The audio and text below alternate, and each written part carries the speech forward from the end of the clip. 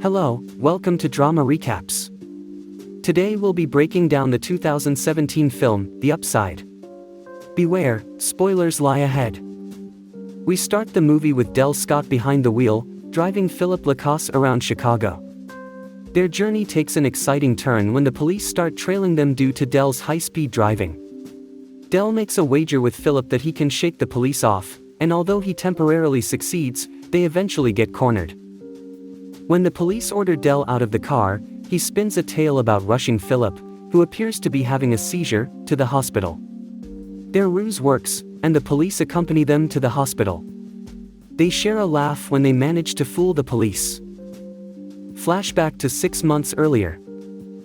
Del, a recently paroled convict, is seen trying to straighten out his life, a part of which involves obtaining signatures from various workplaces. Though he shows little interest in the jobs themselves, he visits numerous workplaces to collect these signatures. One of his stops is at the residence of Philip, a quadriplegic. Philip, along with his assistant Yvonne Pendleton, is interviewing potential candidates for the role of his caregiver. After waiting for his turn for an hour, Del barges into an ongoing interview demanding attention as he has to meet his son. Intrigued by Del's assertiveness, Philip listens to his story. Upon learning that Del served time in prison, Philip decides to offer Del the job, a decision which surprises Del. He declines the offer, revealing his intention was merely to obtain the signature for his parole officer. Del goes to his son, Anthony's school to pick him up only to find that Anthony's mother has already collected him. Visiting Anthony and his ex-wife, Latrice, Del tries to reconnect with his son and make up for his absenteeism, but the effort falls flat. His gift to Anthony, a storybook he'd taken from Philip's house, and his request to spend the night at their run-down apartment, doesn't help his cause. Latrice wants nothing to do with Del and asks him to leave. Del receives a call from Yvonne, who informs him that Philip has decided to hire him as his caregiver, despite being the most unfit and least qualified candidate. Yvonne expresses her skepticism, voicing her concerns over Del's criminal history and how well he would handle the responsibility of caring for Philip. Del, however, assures her that he is up to the task. To maintain professionalism and accountability, Yvonne establishes a 3 strikes and you're out policy for Del. She also enlightens Del about the perks of the job. It comes with a live-in arrangement and pays handsomely due to Philip's wealth. Del's first day at work doesn't go smoothly. From forgetting to fasten Philip's seatbelt, nearly causing him to fall, to struggling to respond to Philip's opera music calls promptly, Del finds the responsibilities challenging. Tasks like feeding Philip breakfast become cumbersome for him. Maggie, Philip's nurse, steps in to teach Del the physical aspects of taking care of Philip. She shows him how to use a catheter, which visibly unsettles Del. Her comment about his capability to handle personal tasks, such as cleaning Philip, further discomforts him. Del approaches Yvonne and vocally refuses to perform such intimate duties, leading to Yvonne giving him his first strike. Despite these challenges, Philip insists that Del respect a crucial rule, a strict DNR, do not resuscitate, policy if Philip stops breathing. The next morning, Del oversleeps, leading to Yvonne paging him urgently to attend to Philip. This lapse earns Del his second strike. As time passes, Del begins to adapt to his role and learns to attend to Philip's needs more efficiently. He assists Philip with mail organization and later, when it's time to take Philip to an art gallery, decides to transport Philip in one of his luxury cars instead of a traditional van. At the gallery, Philip purchases a painting worth $80,000, explaining to a bewildered Del that it is a unique piece that will join his collection at home. This collection also includes the precious books his wife gave him each year they were together. After receiving his first paycheck, Del visits Latrice and Anthony, giving them the entire amount. Latrice is somewhat pleased until Del requests the return of the book he'd given Anthony, confessing it wasn't his to give in the first place. This angers Latrice, who tells Del to handle his mess. As Del sets out to find Anthony, he stumbles upon him conversing with a suspicious-looking older man. Del narrowly misses Anthony and receives a text from Yvonne just as some kids start tampering with Philip's car, which Del had been permitted to drive. When he returns to Philip's house, Yvonne attempts to fire him, citing his absence as the third strike, but Philip interjects, explaining that he had given Dell permission to use the car to see his son. That very night, Philip's DNR rule is put to the test when he seems to be suffocating.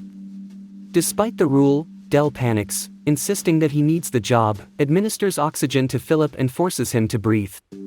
To distract Philip from his pain, Dell takes him around the city, even giving him a joint to smoke for his leg pain. As they stroll around, Philip shares the story of how he became a quadriplegic. His late wife, Jenny, was battling cancer at the time, and he had suggested they go paragliding to distract her. Tragically, the accident that ensued left Philip paralyzed. Overcome with emotion, Philip breaks down. In an effort to lift his spirits, Dell takes him out to eat and discusses potential business ventures he'd like to pursue with Philip's assistance. While returning home, Dell inquires about Philip's wealth and whether his father left it to him. Philip clarifies that his wealth was self-made and not inherited. When the topic of Dell's father comes up, Dell humorously remarks that his father was an artist, a con artist. With Maggie running late, Dell is faced with the task of changing Philip's catheter, which, although challenging, he manages to complete, all the while being teased by Philip. Dell learns that Philip has been carrying on a correspondence with a woman named Lily Foley, with whom he has not exchanged pictures or voices. Dell manages to find a phone number in Lily's letters. Despite reservations from Philip and Yvonne, Dell decides to call Lily, but they only reach her voicemail. Dell encourages Philip to leave a message, and Philip requests her to call back whenever she can. Philip accompanies Dell on a day out with Anthony. The day progresses well until Dell asks Anthony to return the book, leading Anthony to realize that it belongs to Philip. Although he returns the book to Philip, he walks away from Dell, feeling betrayed. When Dell and Philip return home, they are surprised to find a birthday party organized by Yvonne for Philip, much to Philip's displeasure as he isn't fond of such celebrations. Philip instructs Yvonne to clear the guests out while he and Dell engage in a heated argument, which culminates in Dell smashing items for Philip's emotional release. However, they eventually decide to allow the party to continue and mingle with the guests. Dell even convinces Yvonne to dance with him. A neighbor, Carter, whom Philip despises, confronts him about Dell's criminal past and urges Philip to reconsider employing Dell for the sake of the building's other residents. Philip, however, dismisses Carter's concerns.